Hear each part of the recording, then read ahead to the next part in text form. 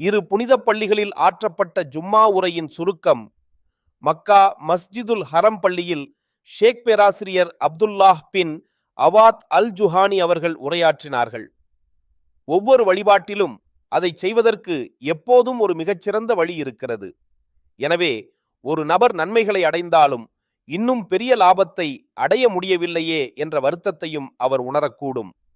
மறுமையின் மீதான நேசமும் இவ்வுலகை விட மறுமைக்கு முன்னுரிமை அளிப்பதும் உண்மையான இலக்கை அடைவதற்கான அடையாளமாகும். அதே சமயம் இவ்வுலகின் மீதான நேசமும் மறுமையை விட இவ்வுலகிற்கு முன்னுரிமை அளிப்பதும் நஷ்டத்தின் அடையாளமாகும். மறுமை வெற்றி என்பது நடுநிலையான பாதையில் பயணிப்பதில் உள்ளது.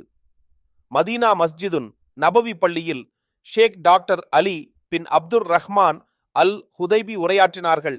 சர்வ வல்லமையுள்ள இறைவனால் தூதர் ஸல்லல்லாஹு அலைஹி வஸல்லம் அவர்கள் விண்ணுலகிற்கு உயர்த்தப்பட்டது இஸ்லாத்தின் நித்திய உயர்வை குறிக்கிறது.